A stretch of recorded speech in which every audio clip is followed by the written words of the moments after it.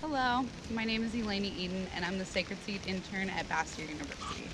Today I'm standing on Duwamish land on the Sacred Seed Trail on the Bastyr campus.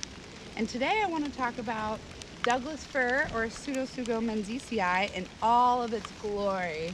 The one of the biggest trees in the Pacific Northwest that you can find pretty much anywhere, cascading from British Columbia all the way down to Oregon, and some of which can be found in California as well, which basically encompasses the entire Coast Salish territory. This tree can be identified through a number of ways, one of which being the deep, large furrows of the bark, which are beautiful and almost the size of my hand.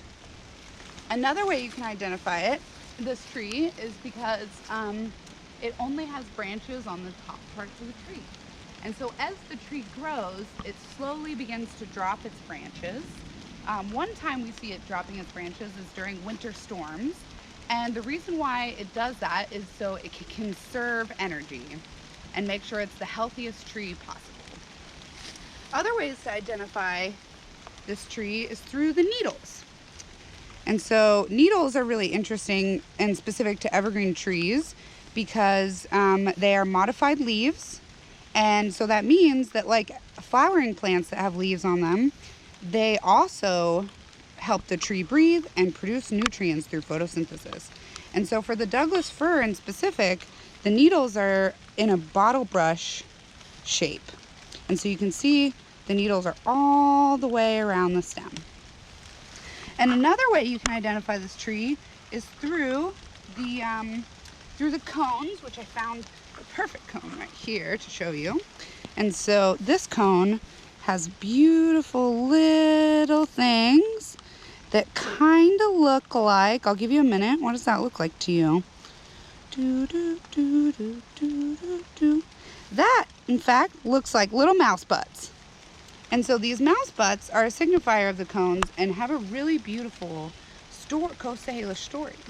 And so these trees, once upon a time, there was a huge forest fire, and Douglas firs are in fact fire resistant because of the saps that it produces. And so they are resilient to forest fires. And although they still can be affected by them, there was this huge forest fire in history.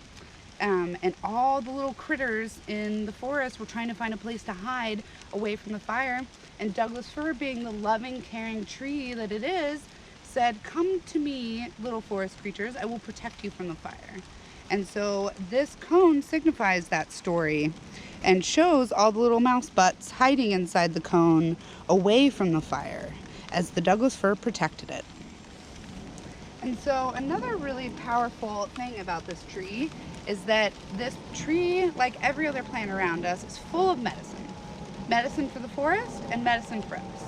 The medicine for the forest we see through its huge root systems that provide stability for the soil, as well as provide a home for the mycelium networks in the soil. It also provides shade for the shading plants, so the plants that require shade on the forest floor can in fact, grow and be resilient as well in a mutualistic relationship. But the Douglas fir also provides medicine for us. And so its medicine can be found in the needles, in fact. And so within the needles, you'll see the color difference here. So this is the older needles, and this is the newer needles. You can tell by the darker and the lighter.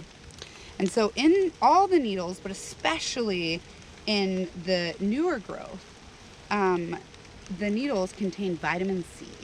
And why is vitamin C so important to us? Think about it. Vitamin C, we know, is good for our immune system, but why? Vitamin C is good for our immune system because it inhibits viruses such as the flu and the cold from being able to duplicate within your body, which by taking vitamin C, you're preventing or slowing the process of getting sick. And so one way I like to take this medicine is by creating a cold infusion.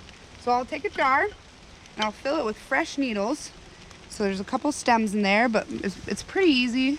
You just take a couple of the fresh needles, pull them off of fallen branches, put them in there, and then you just want to fill it with water.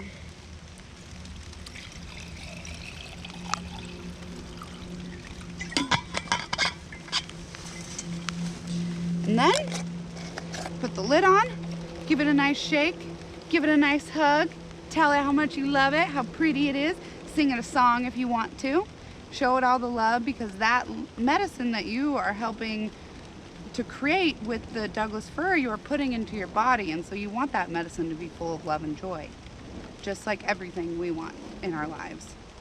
And so now that it's infusing in the water, you want to let it sit for about 6 to 12 hours or overnight. And then after that time has passed, you have nature's Gatorade. And why do we want to do a cold infusion? Great question, audience. The reason why we want to do a cold infusion is because vitamin C is volatile, which means when you apply heat, the vitamin C cooks off. And so you're pretty much removing the vitamin C and the medicinal value by applying heat. So it's simple, it's made easier just through a cold infusion. Thank you so much, and have a beautiful day.